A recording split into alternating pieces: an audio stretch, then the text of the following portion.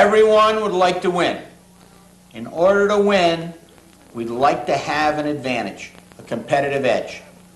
Being able to control the upper body in high school and freestyle wrestling is that big advantage or competitive edge that can take you to the top. Dave Schultz, an Olympic and world champion, became a great wrestler at an early age because he had 1 year of concentrated upper body training. Wrestling is a sport of pulling. In order to be successful, you need to understand how to incorporate this concept of taking a hold of your man and pulling him on top of you to set up both your offense and your defense. While you may already be good at doing this with your lower body attack, you must also be confident with this concept in your upper body attack if you want to be a complete wrestler.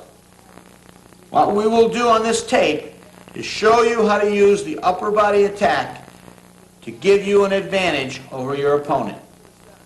Think of how you feel when a guy has a strong underhook on you, or even worse, when he has a double underhook. Imagine they know how to use it. It's even worse when they actually do know how to use the hold. The techniques we show here are designed and have proven to work against the best wrestlers in the world. Helping you beat an inexperienced opponent is not our concern. You'll probably do that without our help. But as you rise to the higher levels of wrestling, there won't be any inexperienced opponents. The only way to win at this level is to master the elements in every aspect of wrestling. You will be an expert in upper body wrestling when you finish learning the ideas and holds on this tape. I don't want you to just watch this video. I want you to watch it and use it in a specific way. And here's how. Watch it the first time through. Then go back. This time, pay attention to each specific move. Analyze each move one at a time. Pick it apart. Pay attention to every detail that we've outlined for you, and take notes on specific details to help you remember them. After you feel you've got the basic understanding of the mechanics of the move, go into the practice room and drill the move. When you drill it, concentrate on every detail and getting it right. Speed is not important. Perfection is important. After you feel that you've got the move down and you've got all the steps and you're able to do it correctly, then move to a higher speed. Do it a little bit faster.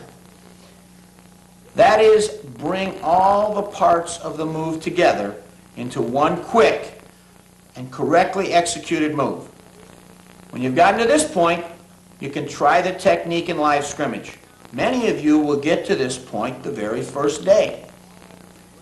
Even after you've got the move down, we want you to continue to drill it, continue to use it in scrimmage. Following these guidelines will help you get the most out of this video. You will learn at a faster rate, and more importantly, you will internalize these moves so that you'll be able to perform them successfully in competition. Remember, most importantly, that we're here as a resource for you. If you have any questions or problems, you can call us and we'll work them through together. Our goal is to help you become the best wrestler that you can be. Okay, let's go up to the wrestling room and start working on getting that competitive edge.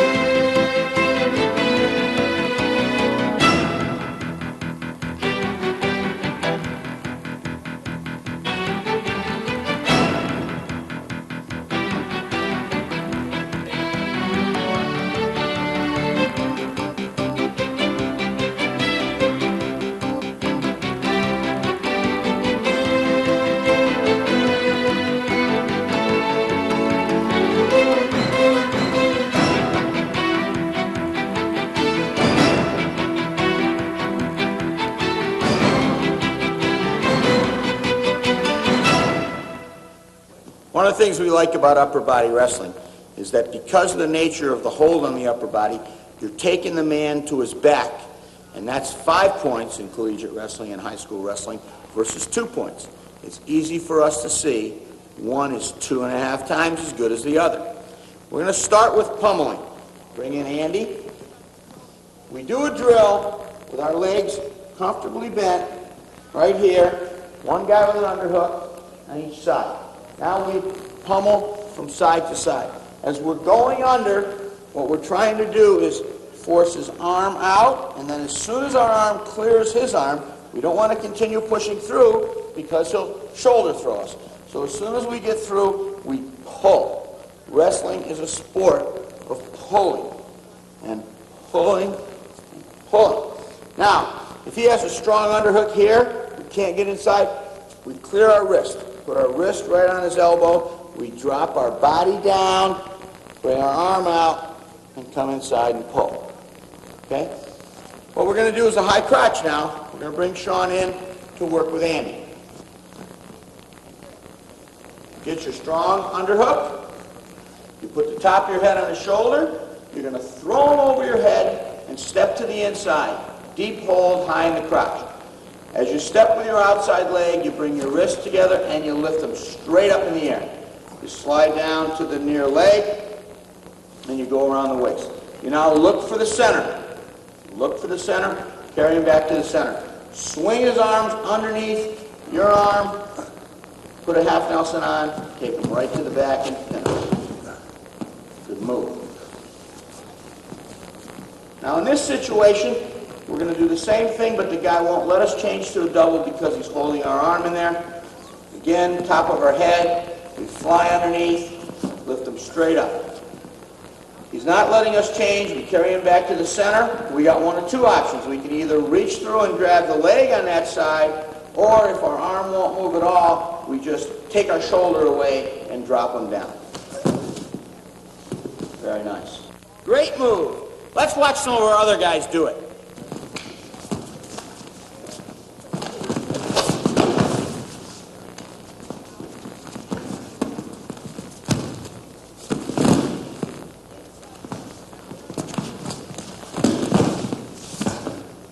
First thing he does, grab something below the elbow. Strong underhook, top of his head, pulls the guy over him, goes in, and his ear is right against Andy tight.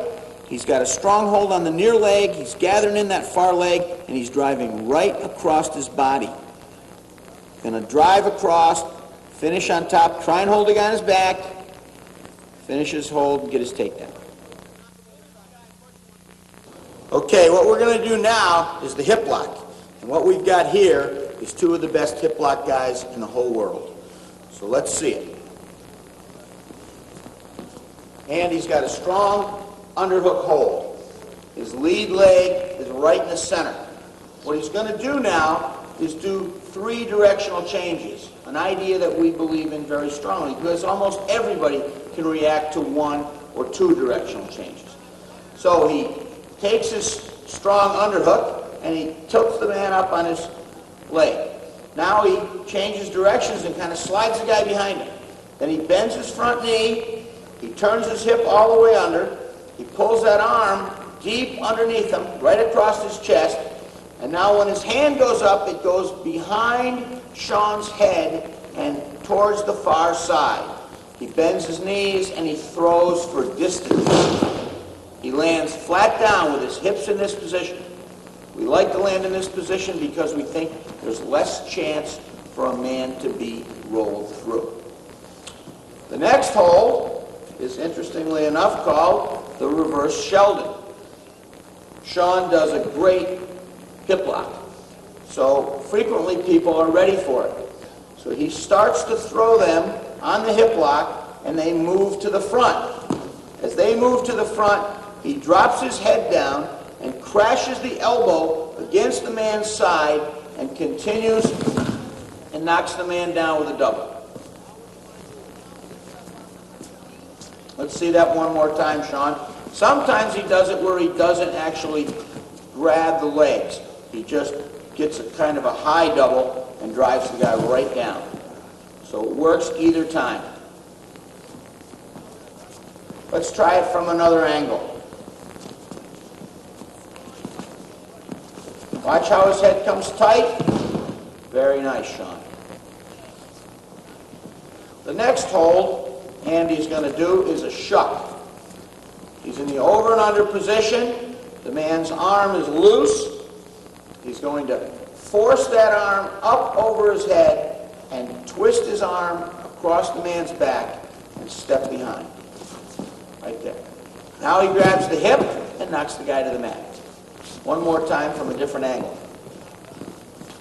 Underhook hold. He's maybe attempted a hip lock, or the guy thinks he's going to do a hip lock. The arm is loose. He's going to drive that arm deep and high. He's going to drop to the hip, and then he's going to rotate behind the guy and knock him down. Very nice. Now let's watch some of our guys do this at high speeds.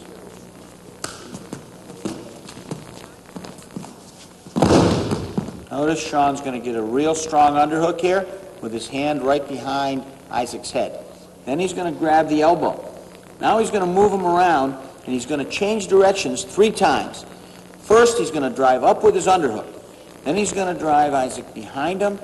Then he's going to pivot through, and he's going to throw him for distance. Very important to throw him for distance so you don't get rolled through. Notice his hand behind the head, the strong hold on the elbow. Notice how Sean is throwing him for distance right now, and when he does, he's going to land with his hips flat down.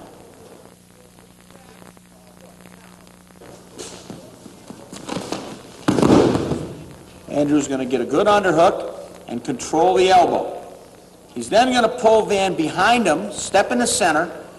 Notice how his hips are slightly outside Van's hips, and he has a great hold on that elbow. Good, strong hold on the elbow. He's going to take Van right up over the top and put him right on his back.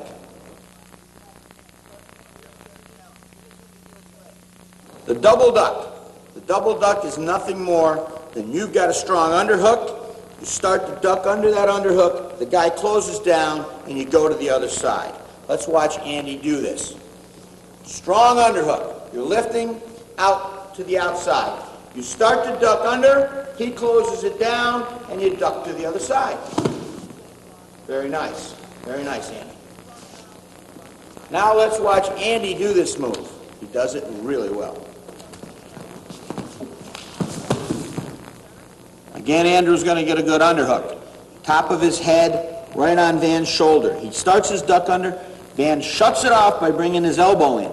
Now Andrew has to change direction, bring his head all the way across Van's body and come up under the other arm, and then force Van to the mat strong and put power into the hold. Okay, what we're going to do now is work on a move we call the seatbelt. It was made famous by a great NCAA champion from Iowa, Chuck Yagala. It's done from a whizzer. The man has the whizzer on you, a very strong whizzer hold, and you have the top of his hip. You're pulling his hip in really tight.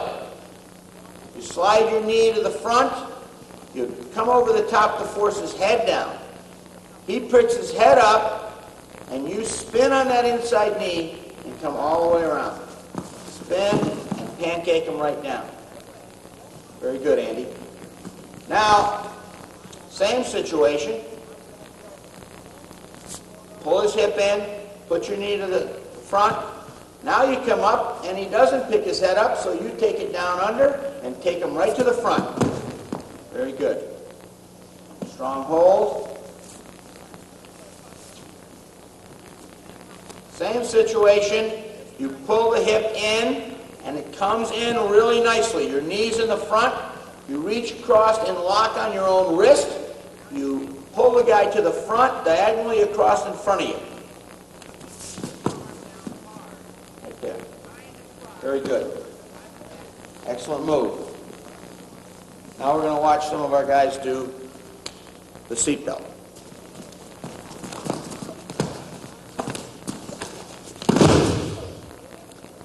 Andrew starts by shooting a single.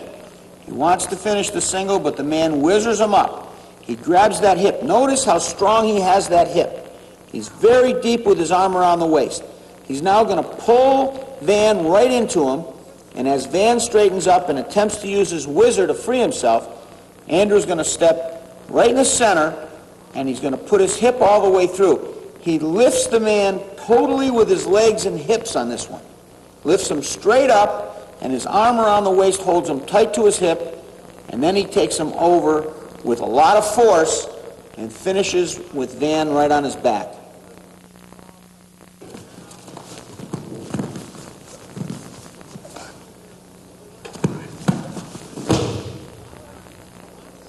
Andrew shoots his single, pulls the leg in. The guy has a strong whizzer. Comes up, and Andrew puts his hand right on that far hip, very deep. Another seatbelt hold. He's got his knee right in front, and he's going to force the head down. You got to really force the head down and try and take the man over. When he resists up, and he really has to resist up strong, you're going to pivot on that knee that's in front of him and pivot all the way around, grabbing your own hand and taking him right to his back. It's like a pancake. Okay, the next move we're going to do is called the slide by. In the Soviet Union, they call it the B-chuck. The B-chuck is the bull. This is a very strong hold. I've got a strong pummel hold. I'm going to get inside on the other side, and he starts to pummel. I catch his wrist with my elbow. He tries to force under. I direct the hold down by dropping down with my knees.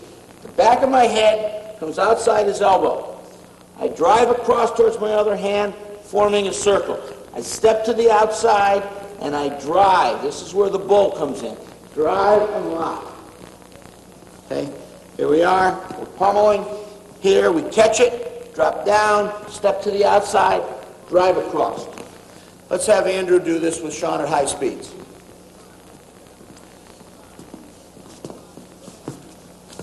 Very good. It's just like a duck under outside the arm. Lots of pressure. Sometimes you'll take 3 or 4 steps to get to the man's body. Very nice, Andrew. Very nice. Next move we're going to do here is the head and heel.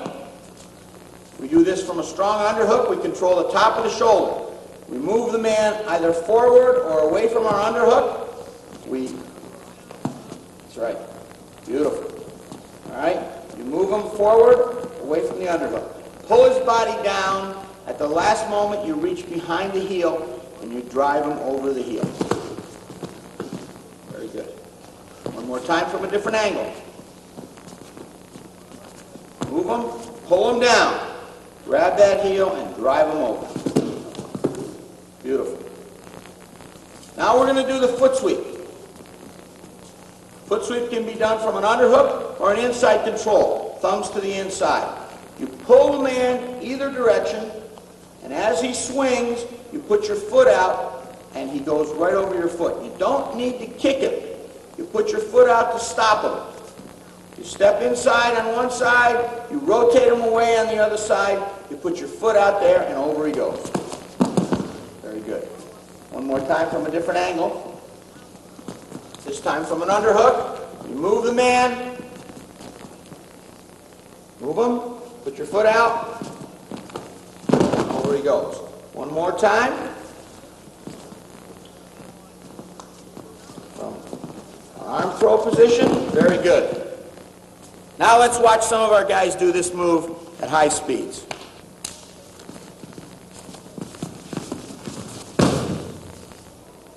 Isaac grabs something below the elbow, gets a strong underhook. Now he's going to try and get 2 underhooks. When he does that, Sean's going to pummel inside. Isaac's going to capture his wrist, change elevation. The back of his head is going to force Sean's elbow next to his body. Then he's going to drive totally across Sean's body and lift and drive him right to his back.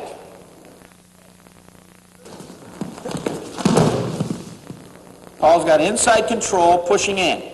Van is pushing back. Now, he pulls on the outside of his arm, straightens out his foot, puts it right on the outside of Van's foot, and pulls Van right across the leg and right to the mat, finishing on his back.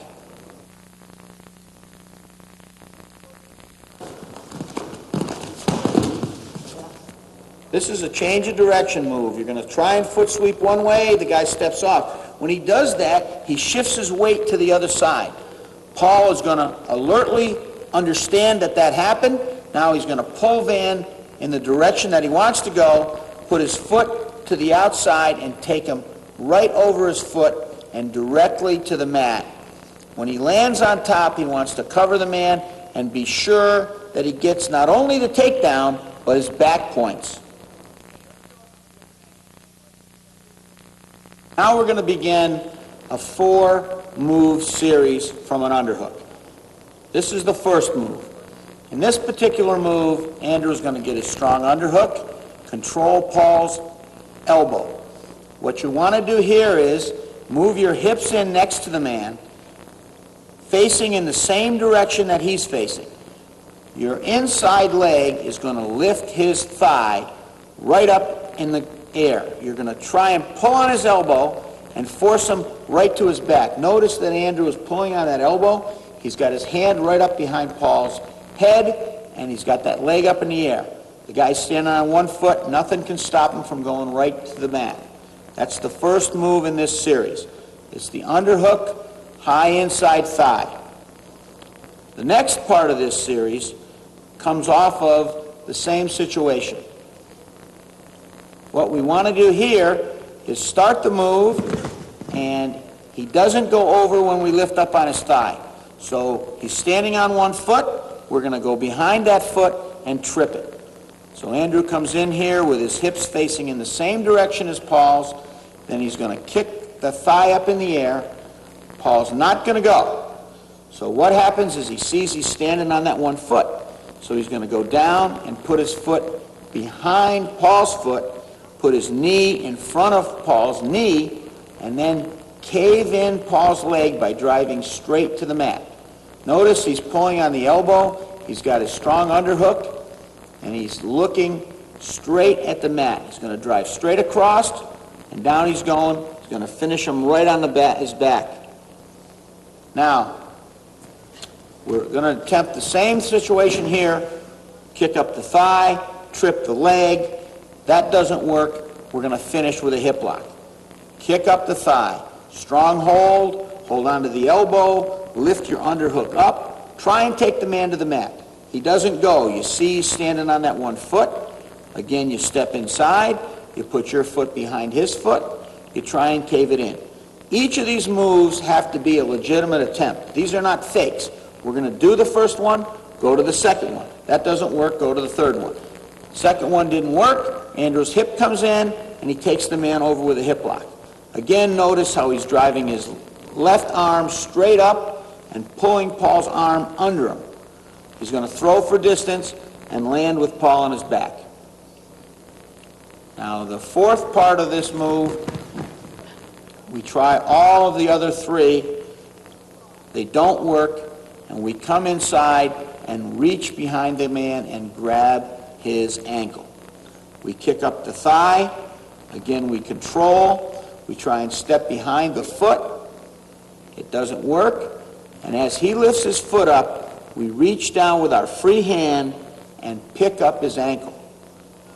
This is a head and heel or an ankle sweep. Right there, we take the man right down to the mat with his ankle. Again, notice the underhook. Andrew is driving straight up with that underhook, and that's going to take Paul right to his back. You attempt to keep him on his back. He came off this time. Remember how bad you felt when the guy had a single underhook on. Now we're going to put a double underhook on. It's a strong hold. No one feels comfortable in a double underhook. Now, here you are. You'd like to lock your hands right around here, just below the base of the neck. Okay? There's a lot of different holds you can do from here, but you first have to have a solid hold. Let's bring Paul in. Okay, then get a double underhook. Okay, now what I want here is you get the guy rocking. First one way, then the other, and then you throw your elbow way up over your head. Now you come down, you grab him, you lift him, or you tackle him. Okay? So you get them rocking side to side. That's the key. Side to side, boom, boom, boom. Okay? Usually 3 times. People react better the 3rd time. Now, same situation, strong underhook. He puts his hips back. When his hips go back, you put a leg in the center and you hip lock him. Okay? Excellent. Remember, you want to step forward with your leg so you got a leg in the center. One more time. Right here, step in the center, hips come through, take the guy over the top. You ought to get a pin when you do this. Now, if his legs go back even farther, way back, which is going to happen to you, you snap them down really hard. You can go right behind him. That's a good move. The next hold is the Watanabe whip. This hold was named after Osamu Watanabe, perhaps the greatest wrestler that ever lived. 180 matches in a row. Nobody ever beat him. Nobody ever scored on him. You snap him down. You go over his head and grab the chin. Now you reach over underneath and you put your hand on his tricep. Okay? Spin around so they can see that. Okay. That's important. Now let me show you. Strong hold on the tricep, and you want to straighten this guy's arm out, and you want this arm to be right across in a straight line with the far shoulder. Now when you take this over, go ahead, Dan, you take it right up over the top. Beautiful. Now let's see that from a different angle.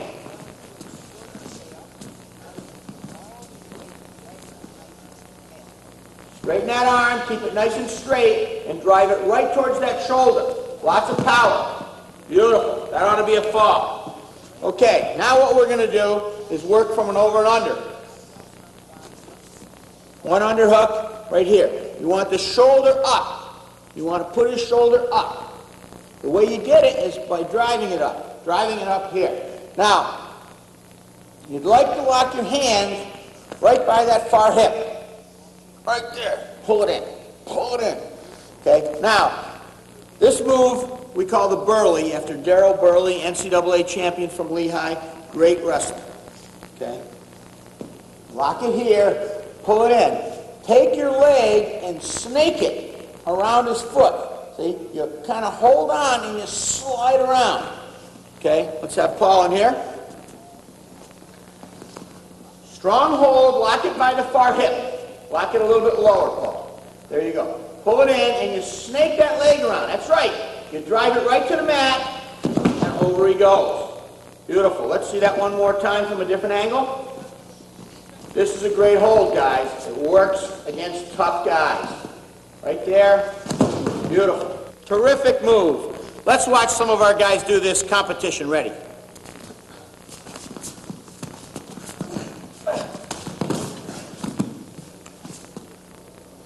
He grabs the wrist. He's going to force Paul's elbow out. Now Andrew's got his good underhook on. He wants a double underhook. So he forces Paul's arm out on the other side.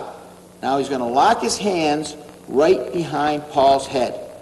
The important thing to remember here is when you've got this hold, you have to dominate. Paul is forcing his hips back. He's forcing his hips back too much. Andrew can feel that, so he pulls his arm out, pops Paul in the back.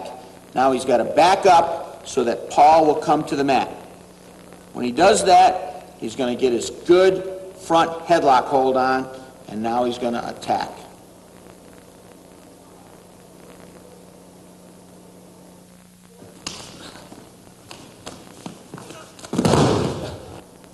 Paul's going to do the Burley, an over and under. He's going to lock behind Van's hip, the far hip. He's going to pull that hip in, and he's going to grapevine the leg. He's going to use that leg to pull himself around behind Van. He's going to pull until his foot hits the mat. At that point, his hips are facing in the same direction as Van's. He's now going to pop his hips straight in and take Van right up over the top and finish with Van right on his back.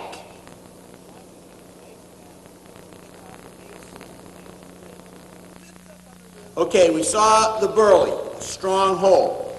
A lot of times we're in the same position, got our hands locked here. We're not able to snake that leg.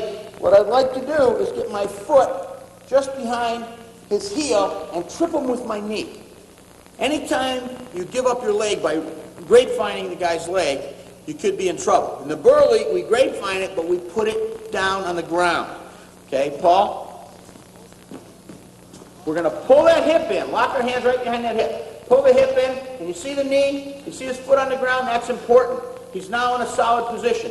No matter what happens to us, we don't want him to score from our hold. Okay? You just cave him in, take him right over your knee. Go ahead, Paul. Very good position. Okay, let's watch that one more time from a different angle. Pull it in, step behind. Very nice. Very nice. Sometimes you can kind of skate behind the guy and get your other leg in there. Now the same position, he has really a couple of options. We're going to pull it in, and he's going to explode his hips back. When he does, we're going to change to an arm spin. Spin through.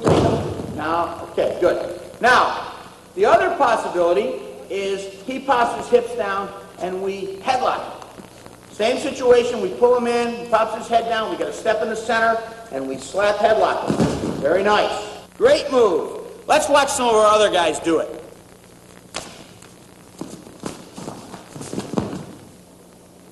Dale's going to do a body lock trip. He's got an over and under. He locks his hands behind Van's back. Pulls Van's hips in strongly. Now he steps behind.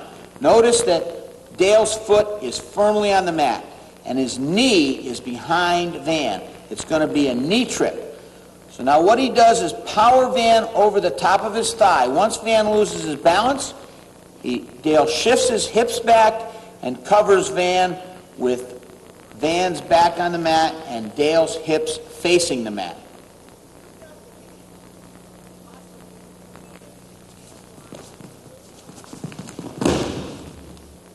Sean's going to do an arm spin off a body lock. He gets an underhook, then he locks his hands right behind Isaac's hips. He pulls Isaac's hips in strongly. Isaac's going to resist, force his hips back. When he does, Sean is going to drop to the arm spin. He grabs a hold of Isaac's elbow. Notice the strong hold on the elbow. He's going to spin through until he looks at Isaac's far knee. As he comes through, he's going to take Isaac over the top, and then he's going to cover. There's no hold till you cover the man.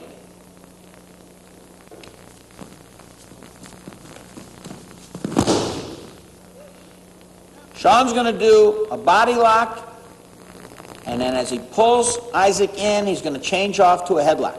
He pulls him in, he resists back. Notice how he slides his hands around. He's got a strong hold. His hands are locked underneath Isaac's armpit. His hips are exposed. He's going to force his hips straight up and take Isaac all the way over to the mat in a headlock. An over and under is a move you get in a lot, and you can use it very powerfully. There's several holds we like from here. What we want to do is remember we can stretch the guy out. We can move him around with our underhook. Okay? The first one's a fireman's carry. We want a strong hold on the back of his arm, move him to the front, and then you can go under. It's like a whizzer hold, but you use it very powerfully, taking him away from your body. Step to the inside a little bit, very hard whizzer, and you go under there. Now, the front foot's up straight, the back foot is going to collapse and spin towards the front foot. And then you're going to have a very tight hold on his arm. Your head is going to hold that arm in tight. You're going to clamp down with your elbow, and you're going to send the guy for a ride. As he goes over, you take your head out, and then you come hips down. Don't come up on top of the guy without taking your head out. One more time. Step to the inside, whizzer. Strong hold. Very nice. Good move. Now, the inside trip. Same situation. You want to put a lot of weight on that elbow. Pull the guy towards you. Once you catch the leg, you got to pull your heel towards the center line of your body so you don't slide down his leg. Now you drive right towards the leg that you're captured. Excellent. Excellent. One more time from a different angle. Move him. Capture that leg, drive him down. Good job. Now let's watch some of our other guys do this move.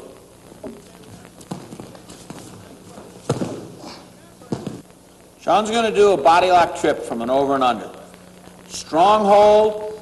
Once you capture the leg, it's very important to note that Sean has to pull his heel towards the center line of his body.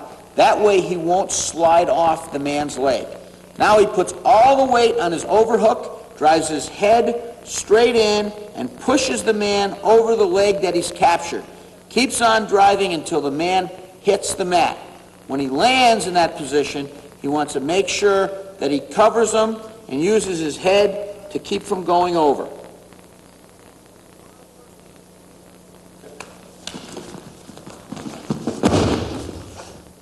Andrew's going to do a fireman's carry. He's going to whip Van to the front using a whizzer hold. Step deep underneath. Notice here that he's holding that arm with his head, and that his hand in the crotch is going to throw Van deep and high up over his head. As he lands, he takes his head out and he covers. Hips down.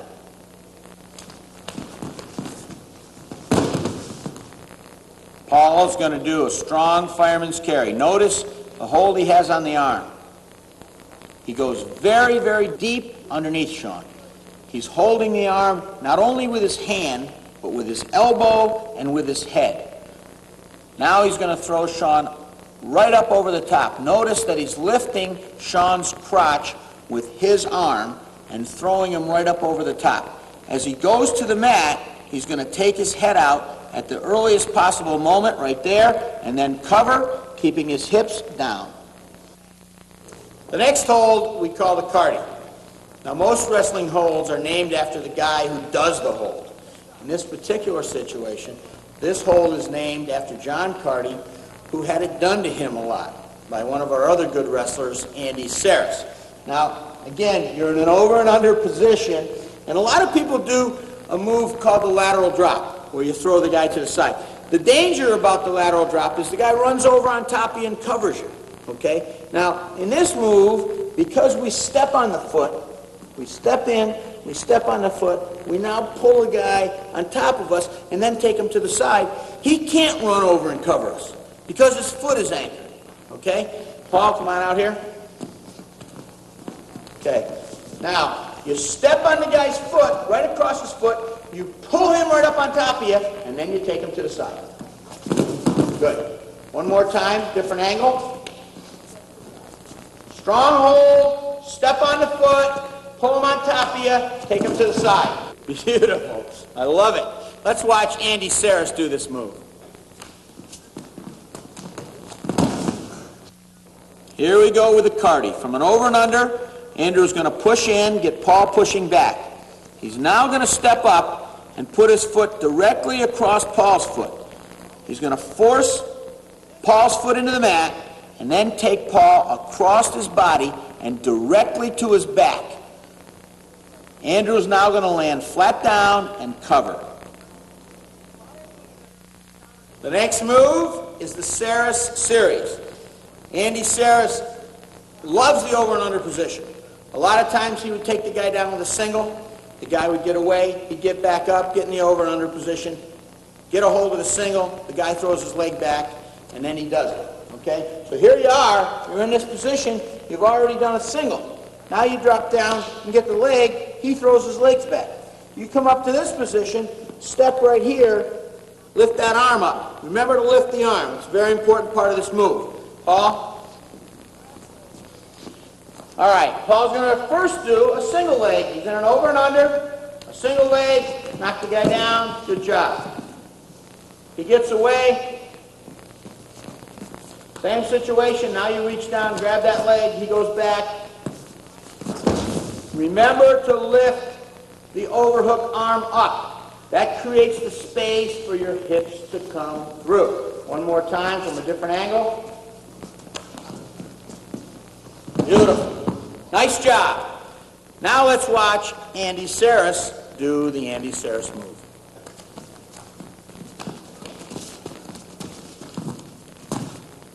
Important thing to note here, once Andrew gets his strong underhook, his hand's going to slide right straight down the spine and end up right at the leg.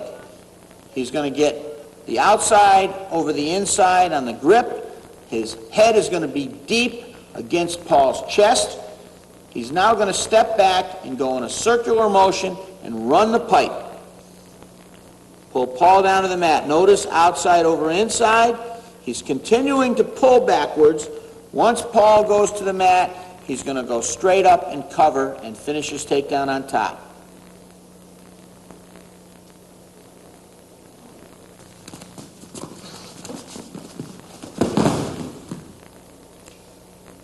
From a strong underhook again, Andrew's hand is going to go straight down the man's spine, right to the leg.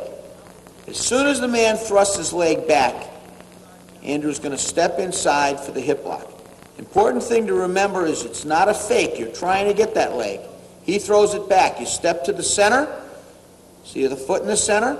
He's going to force his underhook straight across and pull the arm on his chest directly across his body, driving the man right to the mat, landing flat down. The front headlock has always been one of my favorite holds for a lot of reasons.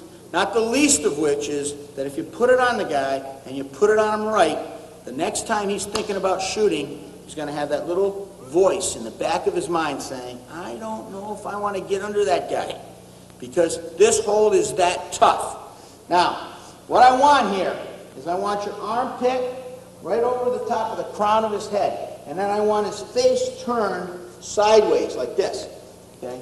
And this bone, the radius, is going to go right along his jawbone, and it's going to be cranking, okay? His head's going to be twisted, just like that. Now, I'd like to do this hold, just like this, lock my hands, without going around the arm. Of course, it's illegal, so I can't do that.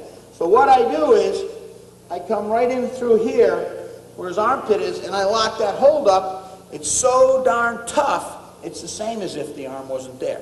Now, sometimes, okay, this is the grip we prefer. We really like that. It keeps the wrists uninvolved.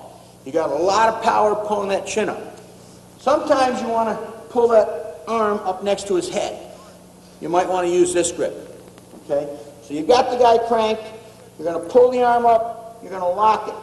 This kind of a grip right here. You still have the pressure on his jawbone, but you've got his arm up next to his head. That keeps him from doing a lot of things to you. Okay? Van? All right. Put the hold on, pull him down. Very, very strong in this position. Very strong. One of the holds that works here, we call the knee tap. And what happens is, the guy gets his knee a little too close to his head. You slide your arm down so that your shoulder comes right next to his head. You put your hand right on his knee. You turn a quarter of a pivot turn away, and you knock the guy down. Now you put all your weight on him. That's important. All your weight on the guy right here. So he can't bring that arm up and stop you. Okay? Then you're going to come around, you're going to grab that hip and spin all the way around him. Right there. Good job. You put the weight on him so he doesn't come up and hook you. All right? One more time. Good. Now you noticed it looked like you could bring that arm up and hold him on his back. Sometimes you can. Let's do that one time. Knock him down, you come right around. Beautiful. A lot of times the guy's going to try and right himself. You can't get that hold. Okay, now the shuck. The shuck, very strong hold. What's important here is when you start behind the guy, you let his head trail you a little bit. See? And what you have to do is time it so that as he is moving to face you, that's when you drive him. Right there. One more time, and let's let that head trail way behind you. You're on your feet. Don't touch your knees on this one. Start to go behind him. There it is. Long hold. His head's way behind you. You whip it through. Okay. Now, for whatever reason, when you're in the front headlock hold, a lot of times this guy is trying to get his hips up. He's forcing his hips up. I don't know why they do this, but sometimes they do. What happens is his legs end up straight. Now you can reach down and grab either one of his heels. Put your hand right on the heel. Release the headlock hold and grab his chin. Okay? You want to have the chin. You now come off your knees, you drive the guy's head between his legs, and you flip his head up. You flip his head up. Sometimes you can end up getting... Go ahead. Let him come up. Sometimes you can end up getting a cradle. You knock him down, right there. You can end up with a cradle. Good hold. All right. Strong hold. Okay. The next thing we like is a knee drag. You start behind the guy and you take your outside knee, put it behind his arm. Now he can't bring his arm back. And you turn your hips back towards him and slide behind. Nice. It's like an arm drag, except you're using your knee. Okay, now let's do an arm drag. You start behind the guy, you slide in front of his face, you grab right there at the arm. I'd like to get a little bit closer to the elbow probably, all right? And now you start going behind. A lot of times he's going to try and hook with that arm, and you got to flatten your body out and go behind. Hook it a little bit, Van, that's good. Now you got to flatten your body out, grab that hip, and race behind the guy. Okay? The next one is a throw from this position. Again, you got the good front headlock hold. Get it? And the guy starts up. He's got to be up. Hold his head tight, step underneath him, and throw him right up over your shoulders. Good job. Now, hold him there and cover him. You want to end up with the guy on his back. Very important. Next hold, we call the Schultz, named after Dave Schultz, who showed us this hold. Dave Schultz has such a devastating headlock that when he puts it on in international competition, the referees are worried. Okay? Now, strong hold. Now, his elbow is going to pull the head that way. His head's going to go on the side. He's going to drive the guy right over to his side. Excellent. Now come up and cover him. Remember, the front headlock is a wonderful hold because it gets the guy thinking, I'm not sure I want to shoot again. I'm not sure I want to get under there. I'm not sure I want to get under there at all. It puts a lot of pressure on him. The next hold is also one of my favorite holds. It's a 2-on-1. And I like this hold for some of the same reasons. I look like I'm really wrestling fast. He looks like he's passive. I've got a lot of options. I don't think he's got very many at all. Now, there's a lot of ways to get into this hold. The most natural to me seems like just reach across and grab his wrist. Pull it in so that my arm's next to my body. Now he can't arm drag me. And reach either above the elbow, right here, put your head right in there, reach behind the arm. You can lock here, you can lock here, you can lock here. Okay? Another way you can get into it, he's got a collar tie. You reach across, you grab right on his wrist, you now rotate your head out, and you're in the same hold. You got to rotate your head out. He's got a strong hold here. I got to move my head out in order to get it. I'm here, I'm here, I'm here, and I'm here.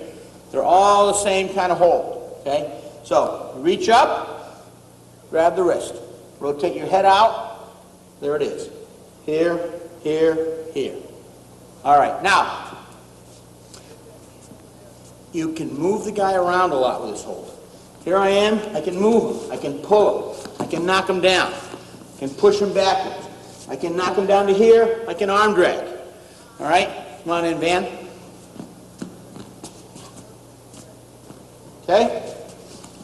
From this hold, you can move him around. Let's move him around a little bit, man. That's it. Good. Good. You can unbalance the guy. All right. Now, pull him down and drop right down in on a single, for example. Pull him down. There's a single. You can lift it up. All right? Good. You can reach around and drive into him until he sets his back foot. If he sets his outside foot, you take the wrist and pull it towards the knee that's away from you, and now you just reach around his hip and come up on top. Good job. Now, same situation, you drive into him, he puts the other foot back. Now you step right in the center, you do a reverse hip lock, you take the arm right across your body, go ahead, right there. Come up on top. Good. Oh, I like it when you take him to the back. Any hold that finishes with him on his back is a great wrestling hold. Okay, now, from that same situation, you can step in and foot sweep. Foot inside and foot sweep. We like the foot sweep, the back foot. It doesn't really matter too much, but strong hold right there. All right? All you have to do is put all of his weight on the foot and take him across it. Now, let's just take a look at this again. Here you go. You move the guy around. He's got his foot, he anchors it. You now step over there, you put the foot here, and you pull. Pull and take him in a circle, right there. Good job. All right. You can do a fireman's carry from here. If you do it, kind of keep the arm bent a little bit. Step to the inside. Go ahead. Spin. Nice job. All right? It's a strong hold. Put that head under there and use that head to hold that arm in tight. One more time. Go ahead. Good. Tight. Good job. All right. An arm spin. You can do a real nice arm spin from that hold. Now, in this situation, you want to take your head and put your head kind of on the outside. You don't want to go under with your head. That's right. You take your shoulder, and watch this here. His shoulder's going to come all the way through. Good job. Right there. Let's turn it around so you can get that from the other angle. All right? See that shoulder come right there? Come on out and start it again. Good. Strong hold. The shoulder comes out. The head's on the outside. The shoulder comes under. There it is. Okay? Go ahead, throw him. Now cover him. Only half of the move is done when you take the guy to his back on any arm spin. You've got to come around and cover the guy. All right, now, same hold, an elbow lead. What's an elbow lead? It's the same as an arm drag, except you're pushing from the back. So you're taking the arm and driving it across his body, and you can go into a double or a single. It doesn't make any difference. Okay? Now, remember the arm drag. When you got the hold, you can reach up and arm drag. Same situation, step in the center, good. Arm drag into a double. Go ahead. Good job. All right. Anytime that we can get a hold of a guy and move him around, we can keep him from doing a lot of stuff. We can go behind, we can get in this position, we can do this. He really doesn't have very many options. Look at his position. What can he do to us? We keep our arms in tight, we keep our head in there. We've got all the offense. He has very little option, very little things he can do. We believe that upper body holds keep the other man from doing anything to us and open up so many options for us. He is uncomfortable. He doesn't like underhooks, double underhooks he hates, and we can do things from there. So what we want to do is develop our holds, our underhooks, our Russian tie-ups, our double underhooks, so that we can do all of these different holds, and he is at a big disadvantage. Let's go down to the office. There's a couple more things I want to talk to you about. The upper body moves on this tape are going to win a lot of matches for you. But there's a lot of other aspects of our coaching system that I want you to understand. I've asked some of our wrestlers to share some of these ideas with you. I'm Dale Oliver, and I'm a 163-pound Greco-Roman wrestler, and I've been on the world team and Olympic alternate. As you all know, desire and technique are probably the most important factors towards a successful wrestler, but one of the other things that is right behind them in importance is strength.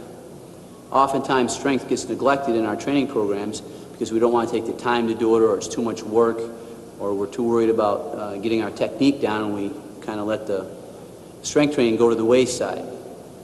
Some of the benefits you can gain from strength training are the benefits are very numerous, so what we want to do is talk about those. The obvious one is strength. The stronger a muscle is, the more powerful you're going to be and explosive you're going to be in your technique, and the easier it's going to be for you to complete your technique, and the harder it is for the defensive wrestler to defense against your moves. The other thing that's real important in having a good weight training program is injury prevention. Okay, some of the things that we can achieve as far as preventing injuries is keeping you in the season longer and during the whole season, as opposed to getting hurt and being out for part of the season.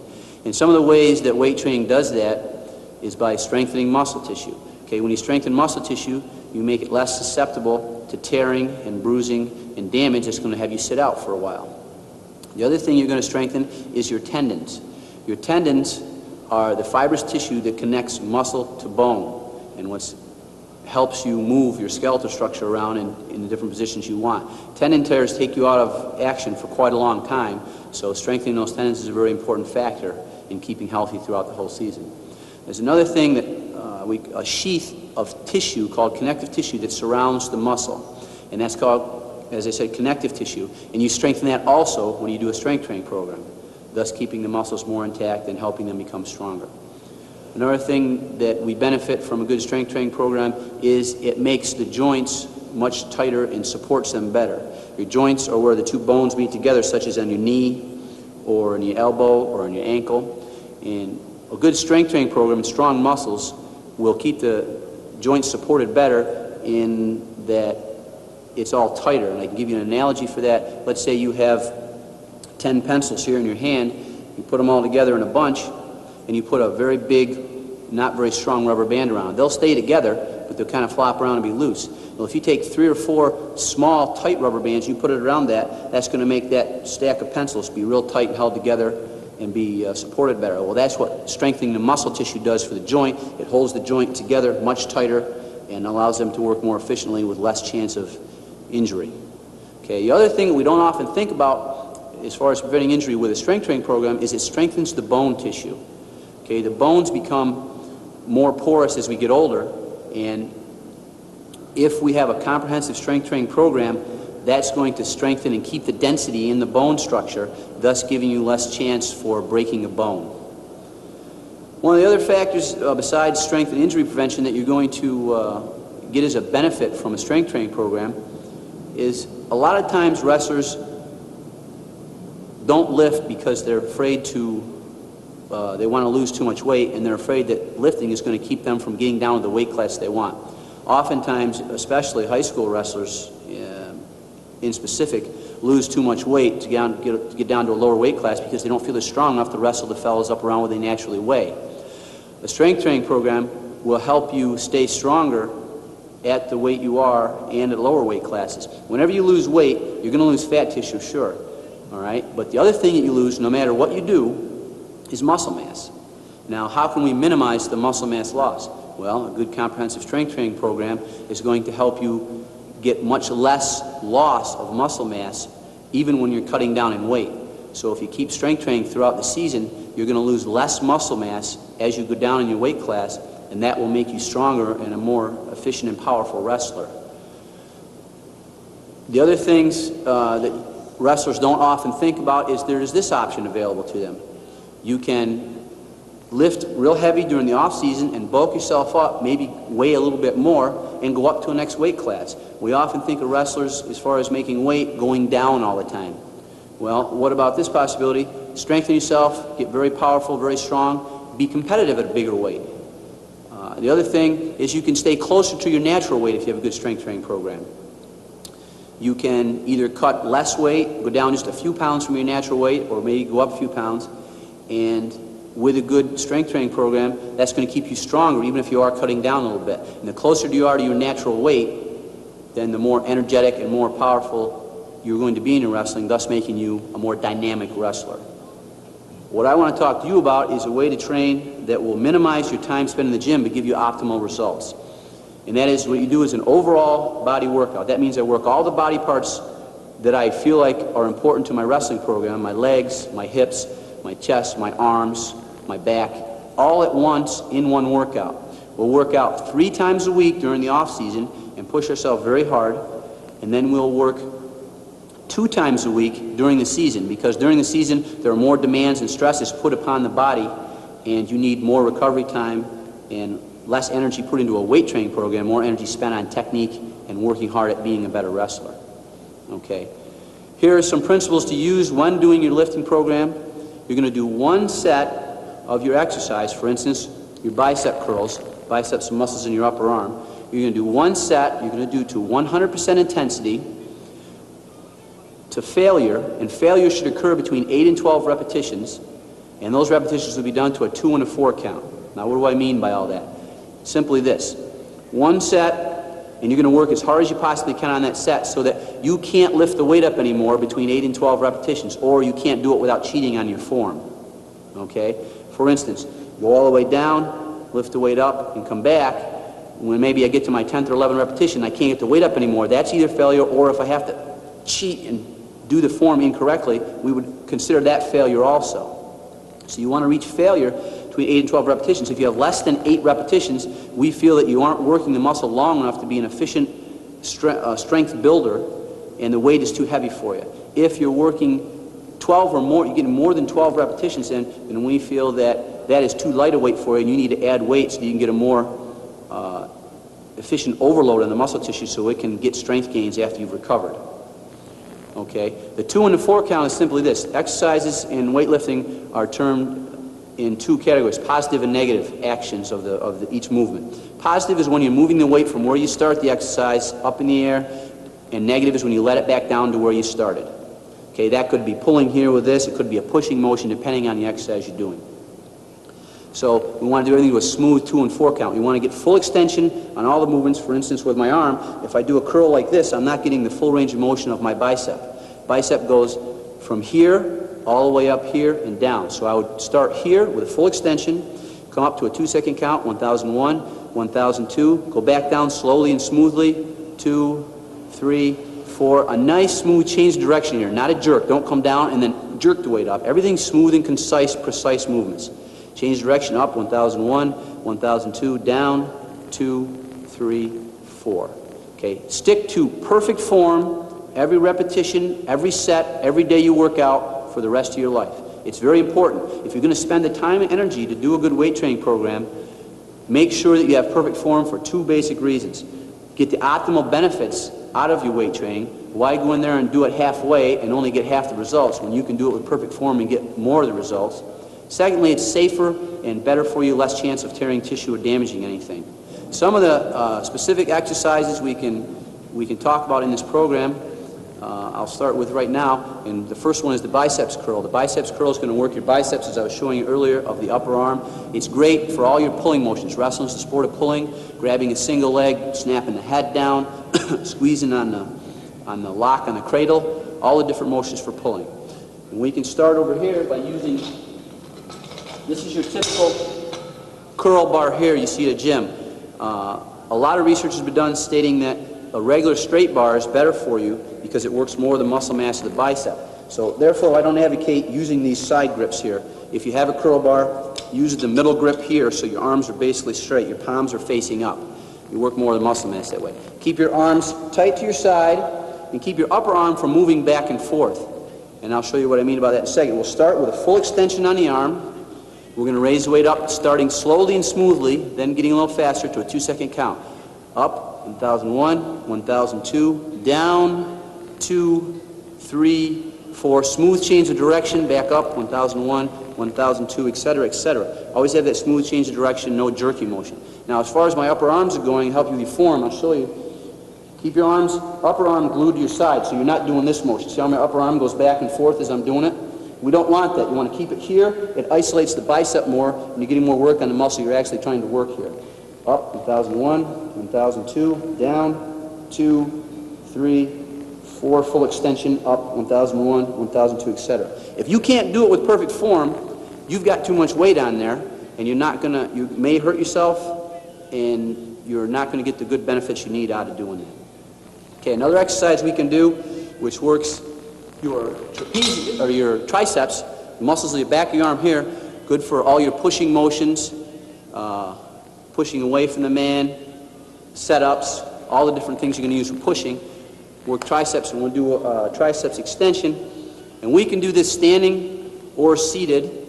You can do it with a bar, or you can do it with dumbbells. I'll show you both briefly so you get an idea. Bend down at the waist, use our legs to pick the weight up. We don't ever lift with our back, okay? We're going to pick the weight up and have a close grip on this one. Hands close together, okay? Now I'll show you the seated. We'll just sit down here, bring the weight up to our chest, and bring it over our head and bring it back down on our shoulder. Keep the upper arm as straight as you can up in the air, and then go ahead and press the weight straight up. Okay? Start here, up, 1001, 1002, down, 2, 3, 4, change of direction, 1001, 1002, down, 2, 3, 4. Now, if we did this standing, it would be the same thing. Watch how I keep my upper arms stable. I'll show you from the side. My upper arms don't go back and forth like this. They're going to stay here and not move. That isolates the tricep more.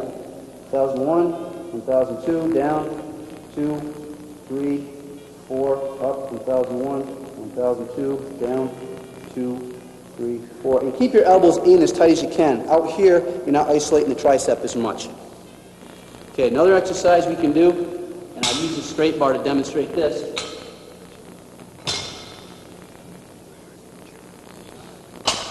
Is an overhead press.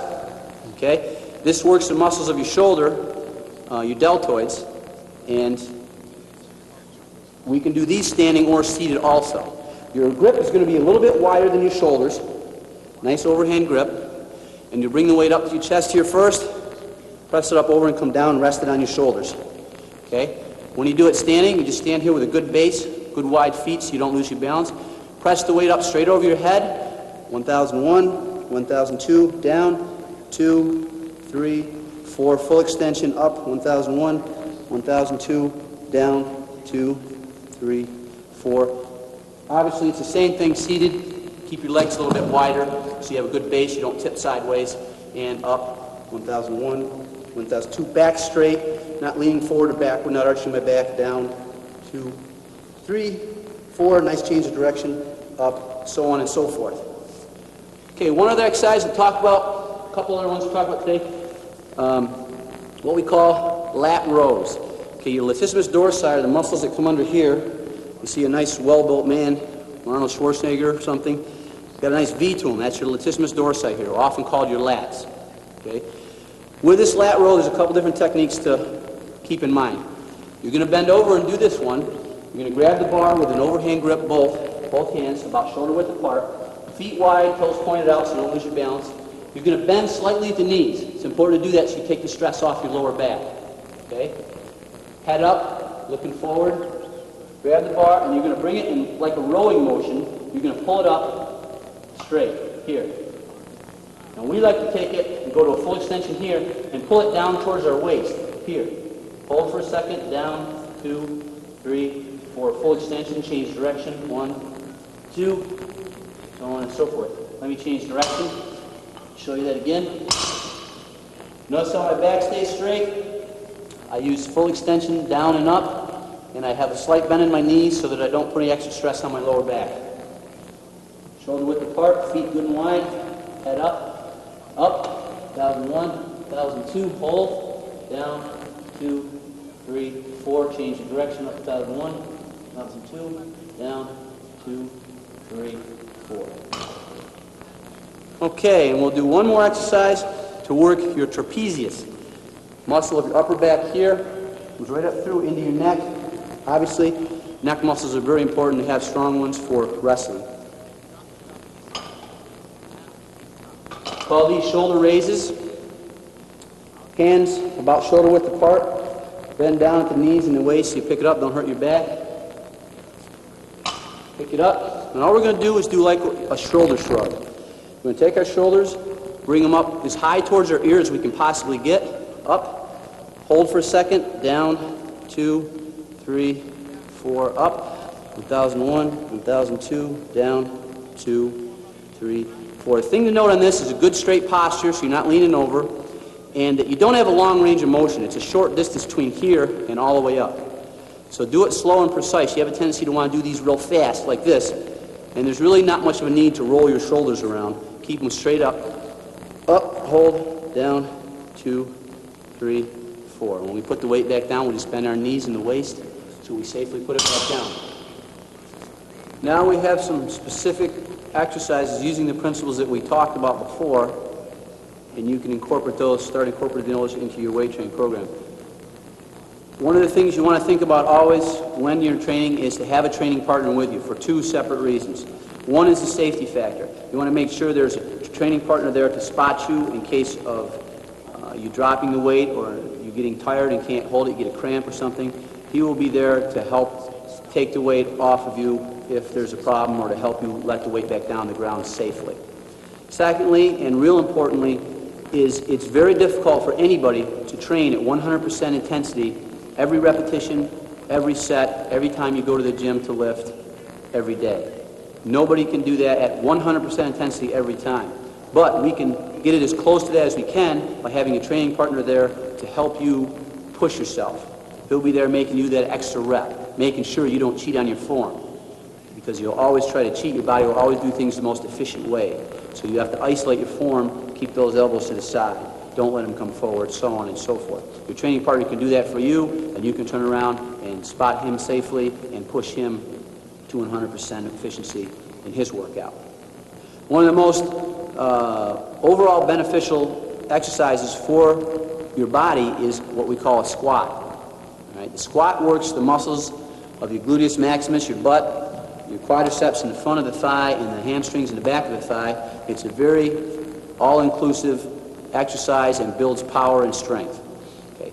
I want to emphasize this before we start squats, that you should never do squats unless you're in a place that you have a very stable, sturdy squat rack to put your weights on, to take your weights off of, and to rack them back on, and always have two spotters there when you're doing spots to help take the weight off should you lose your balance and fall, or should you just get a cramp or lose your balance. Anything like that, you need a spotter there for safety purposes. I'm going to use a very light weight here, bring the weight up in the squat position and do the squat so you can see the principles and the techniques used, and this is only for demonstration purposes. Please have a squat rack available and spotters when you do the squats. Okay, whenever we lift the weights up off the mat or the floor, we want to use our legs and our hips to do that. So as I do that, I don't bend down and pick it up with my back, because I might hurt my back. I'm going to use the most powerful muscle of my body to lift it up. I'm going to lift the weight up. I'm going to get a grip that's slightly wider than my shoulders. Okay? I'm going to pick the weight up here. When you're doing this in a squat rack, you would come underneath the weight. Okay, once I get the weight up here, and we start from this position in the squat rack, you come up under the weight like this, supporting it on your shoulders. My hands are about shoulder width apart. If you can see my feet, they're a little bit wider than shoulder width apart. My toes are pointed out just slightly so that I have plenty of balance. I don't tip one way or the other. I've got good, stable position here. Okay, as I do my squat, I want to make sure that I isolate the muscles of my butt and my legs. It's very important that you don't use your back to squat like this. Keep your back straight at all times. Look straight forward when you do the squat. Don't look down at the floor. That puts an arch in your back and makes you use your back too much. Also, don't go down too far in a squat. It could damage the knee joint. So we're only going to go to about a 90-degree angle for the bend on the squat. Keep my head up, go down nice and slow to our 2-second count, and then up to our 4-second. Actually, it's the opposite way around in a squat. You go down to the 4-second count and up to a 2-second count, because the positive action, lifting the weight up in the air, is on the 2-second count always. So we're going to go down here to about 90 degrees, press up, keeping my hips in, 1001, 1002, down, 2, 3, 4, up, 1001, 1002, down. Now notice that I don't lean my back. When I get down here, I keep my hips in like this and straighten up, looking forward the whole time. Down, 90-degree angle, up, 1001, 1002, smooth change of direction, back down, so on and so forth. And there we have the squat. I'll show it to you from the side so you can see the form and the body alignment.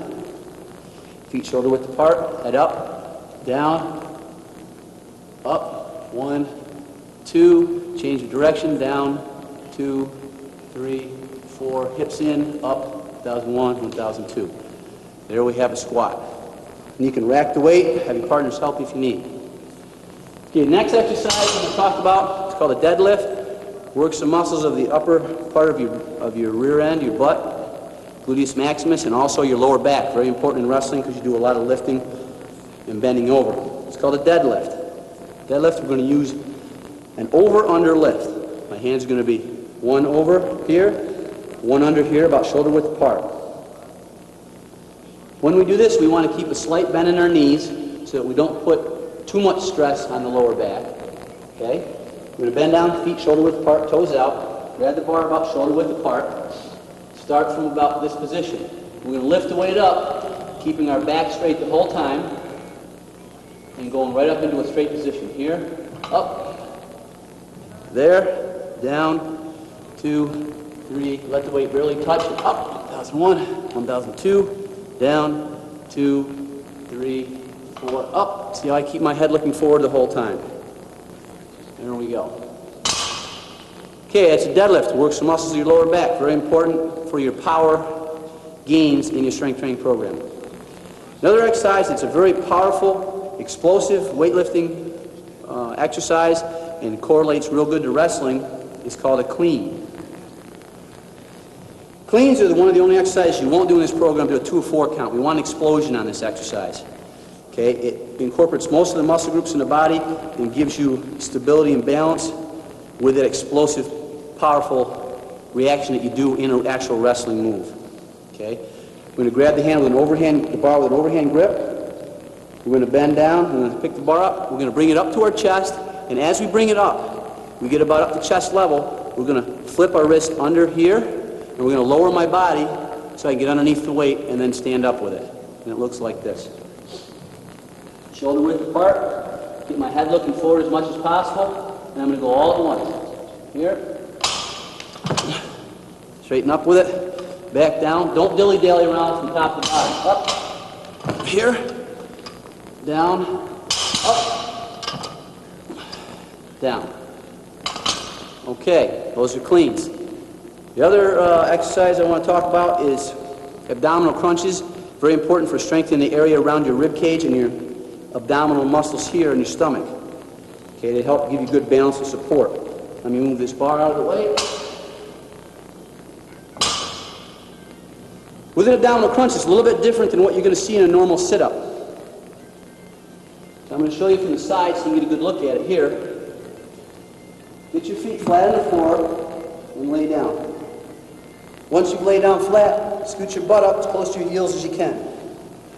Interlace your fingers like this, put them behind your head, so, and you're going to raise your body up as far as you can off the mat without lifting your lower back off the floor, okay? You're not going all the way up to our knees like a sit-up.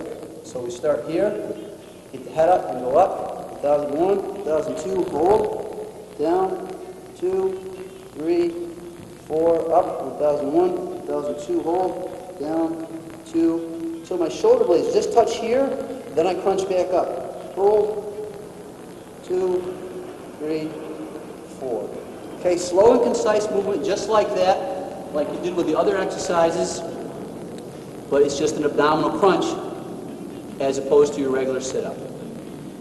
Okay, there are some other exercises that you might want to consider in your weight training program. A bench press is a very popular exercise, although you don't need your chest that much for everyday wrestling. It's not a major important exercise. If you want to include that in your weight training regime, that's fine. Also, the calf muscles, the muscles down here in the lower leg, you can do some calf raises for those to help increase your overall body symmetry and strength for your overall body. Okay? Don't do any more than 12 exercises in your workout. It puts too much stress on the body, tires it out too much, it doesn't have time to recover before the next time that you work out. If you include all these ones I've given you, you've got about 9 exercises, and then you can add the bench and the calf and some other specific exercises, perhaps for the forearms here, which are great for wrestling, for gripping, and some whatever you think might be good for the rib cage area. Talk to your coach about it. Talk to a strength training professional in your area, at a health club, or if you have a weight training coach at the school that you go to. Okay, what you need to do now is go out there and get yourself a good strength training program started, keep an accurate record of it, work hard off season to build a little strength, and then keep that maintenance up throughout the season, and I think you'll have good luck and it'll improve your wrestling. Good luck. Hi, my name is Van Fraunhofer. I'm a collegiate All-American and a Greco-Roman national champion, and I'm here to talk to you about how I prepare for a wrestling match. First of all, there's 2 kinds of preparation. There's long-term preparation and short-term preparation. Under the long-term preparation, there's scouting your opponent, and you do this by watching videotapes of your opponent, and going to matches and watching him wrestle at matches and tournaments that you're at, and you take all this information and you bring it back into your practice room, and you go over your videotapes with your coach. I go over my videotapes with Coach Joe DeMeo. I watch myself wrestle, I watch my opponent wrestle. We go over his weaknesses, his strengths, how I'm going to attack the man, how, I'm going to defend what he does to me. And We go over it hundreds of times and do it. Lots of repetition in the practice so you're really ready for when the day comes that you got to wrestle this guy. And then there's the short-term preparation. That's the day of the match. You're going to go in there, you gotta mentally set your mind. I like to focus on intensity. I'm going to do everything really fast and really hard with a lot of power, and just like I did it in practice. And I like to have a game plan. You know, what I worked on with my coach, Joe DeMeo, what we're going to do to this guy, how I'm going to attack him, how I'm going to defend the moves he's going to attack me with. And also, with that, I like to keep an open mind about things on the mat. I like to take what he's giving me. I don't want to give up a move that's staring me in the face because I'm so set on doing another move. And just stay tough and be strong and intense. Hi, my name is Andy Saris, member of the 1988 U.S. Olympic Wrestling Team. I'd like to talk to you now about some of the training methods that helped me become a champion. Firstly, I've been a 12-month wrestler since age 15. This gave me a competitive edge over my peers because most of them were only wrestling 4 to 5 months out of every year.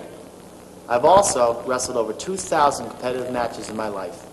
The more times you wrestled, the more times the referee's given you a bad call, the more times you've done the wrong move at the wrong time, the better prepared you'll be the next time you step out on the mat.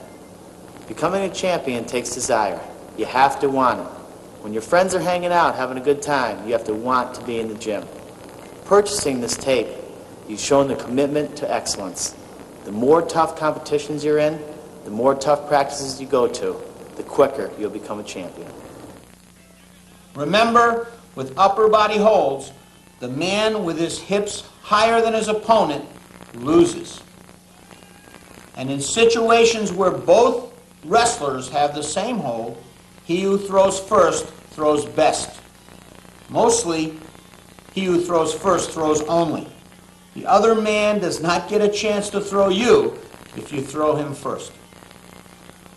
The advantage of upper body holds in many takedowns is that an upper body hold finishes with his opponent, your opponent, on his back. Therefore, these are often 5-point moves instead of 2-point moves. It doesn't take a genius mathematician to see the difference here. Matt Ryan, one of our wrestlers, was in the NCAA semifinals. He had been taken down 3 times. He had 3 escapes. The score was 6-3 against Matt.